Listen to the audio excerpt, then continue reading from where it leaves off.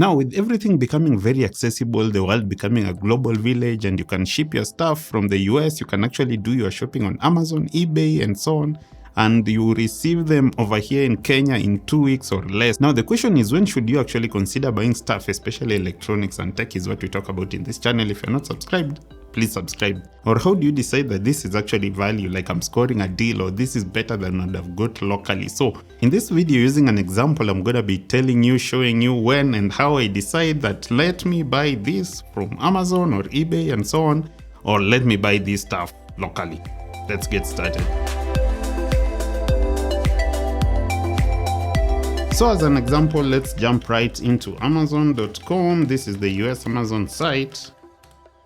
As you can see up here, it says deliver to Kenya. So some stuff can deliver to Kenya, but I normally change the address and use the address that I'm given by the shipping agent. But for now, let's just not change. You just want to see prices, you know. So let's take an example of a computer. We are going to be buying a laptop. Now, let me just search for a laptop.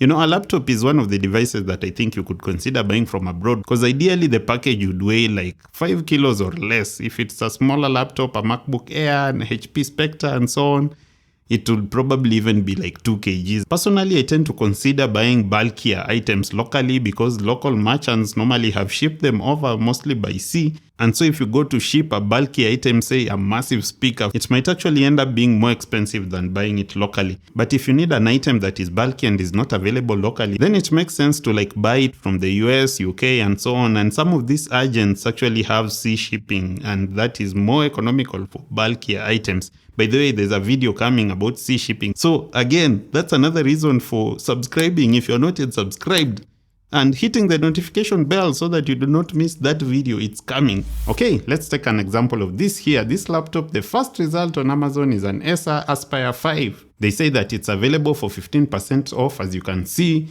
pictures are provided, descriptions are provided. So let's say you've settled on this machine with an AMD Ryzen 5 5500U. Okay. So basically like kinda in the entry level category with a 15.6-inch screen, 8 GBs of RAM and so on. So everything is provided over here, but that's not the subject of this video. But basically this is a machine that you'd consider for like, you know, school, work, maybe not for video editing. Anyway, you can see here that they say that if you sent this directly to Kenya, you'd have to pay an extra $135 for shipping and import fees. But you know, we do not send these things directly. We use the likes of Kentex, Savosto, Aquantuo, and so on. And they do deliver for like $15 per kg, which would be much less than this $135. So you always want to see how much this item weighs. And Amazon, for example, provides that detail somewhere down here. Where is it? Where is it? Here it is. Item weight 3.88 pounds. That's like 4 pounds. In kilos, that's like 2 kilos, 2.5 kilos. Sometimes the box might be in another box. So yeah, just give it 2.5 kilos. And so you should expect to pay like $40 to get this here. But some agents also add some insurance, and it's usually just a small amount. So let's say the total for getting this over here is like $50 at most. As you can see, that is much less than this $135 given over here. So the total cost we expect to spend, bring out the calculator, is $450 plus... Oh, by the way, if you buy stuff in the US, there's usually also a local tax that is added, like a VAT of sorts. It's usually not really too much. It depends on the state from which you're buying. And some agents actually have addresses in states that don't have sales tax, but most do. For $450, it would probably be like $10 at most. So let's just say we are going to be adding here $10 plus the shipping to Kenya, which is like $50 at most. This is on the higher side. So we expect to pay $510 for this machine. And what is 510 USD in Kenyan shillings? That's like 61,150 shillings. So assuming you're gonna be paying 61,000 Kenyan shillings, let's find out how much we would get this item for locally. My go-to site is normally gigi.co.ke because a lot of local sellers in Nairobi especially for electronics and so on usually list their stuff over here on Gigi. There's also Jumia and so on, but I like starting with Gigi. Now let's search for the Acer Aspire 5. Is it even there locally? Okay, straight up, I don't seem to find it over here. Now, another way that I do search for stuff locally is just by using Google. And we go Google Aspire 5, but I add there Kenyan shillings. So chances are it will give me someone who's listed it in Kenyan shillings. There's one result over here. And maybe there's another one here from computerways.co.ke. Now, most stuff, especially when it comes to electronics, you find that stuff that is sold locally is mostly outdated. Outdated in the sense that it's usually like releases from like 2, 3, 4, even up to 7 years ago. And I don't intend to throw shade to local sellers. But here you can see that here, for example, from Computerways Limited, we have an Aspire 5 going for 51,852,000 shillings, which seems to be less than the 61,000 that we were gonna spend on Amazon. But you can see that this is a Ryzen 3 3200U, which is a much lesser powerful processor than this Ryzen 5 5500U that we were getting over here on Amazon, which is basically the next generation of Ryzen processors from the Ryzen 3. And you can also see that this machine that we are getting from a local shop has 4 GBs of memory and 128 GBs of storage. And the Amazon machine had 8 GBs of memory and 256 GBs of storage. So for just like 10K extra over here, we are getting a more updated machine, which also comes with Windows 11. Let's look at another shop. So we can see here another Aspire 5 from computershop.ke. By the way, if you're going to be buying from these local sites, I normally don't trust their websites. Just look at what they have listed there, then find some contact down there on the website and call them.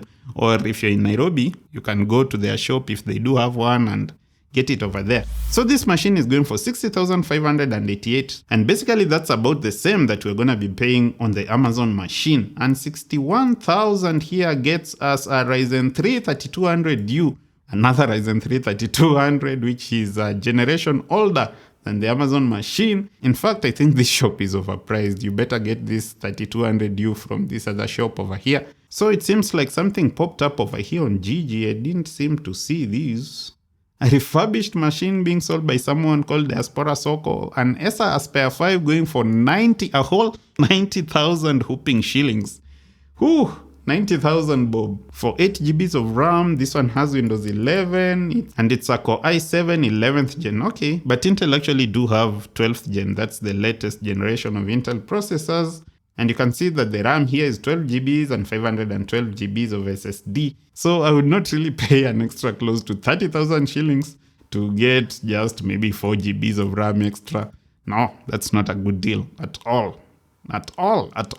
Now, because I do not want to get this video going on forever looking for an imaginary laptop for you guys, you can see that what we get, especially in the tech space, and this applies to most other gadgets, is first, it's a bit difficult to actually get a good deal locally, but there is definitely a place for buying stuff locally. And I already mentioned number one, the weight. If it's bulky, it doesn't really make sense to buy it from out there. And maybe if you'd also want to get your stuff like urgently, so you want a laptop like tomorrow, just go and get it from the street. But if you can wait, it sometimes makes sense for things that are small like watches, phones, laptops, and so on to actually get them from Amazon, eBay, and such other places. And before you forget, the other reason to actually consider shipping in your stuff is the variety you'll get if you actually like searched on Amazon, eBay, and so on. So for this laptop, an Aspire 5, for example, what would I consider a good deal? I normally like allow myself a markup of say about 10 to 15%, especially considering that I expect that most guys who are selling them locally have gotten them a bit lower than that 60,000 shillings because, you know, maybe they shipped in their inventory in bulk by sea. So if I added like maybe another 10% or 15% to that 60,000 shillings, I don't think that should be unfair for a local seller. That should be quite a good deal, you know. So if someone advertised this same Aspire 5 for like 65, 66, 67,000 shillings, let's say maximum 68,000 shillings, I would not even consider buying it from abroad. I'd basically just get it right from him. Maybe the farthest I can stretch myself would be like 70k. That would be quite far. So guys, in a nutshell, that is just how I would go about trying to find out whether I'm getting value, whether I should actually buy what I need locally or ship it in from the US. And the process of how to go about the shipping is in my other videos. So guys, let me know in the comment section below, would you buy this specific laptop or any other thing for that matter from Amazon or eBay or generally from the US other than buying it locally. And on your way down to the comment section, please subscribe if you've not yet hit that big old red subscribe button. I'm asking for the third time. Please subscribe and hit that like button if you like this video. See you in the next one, and as always, no pressure.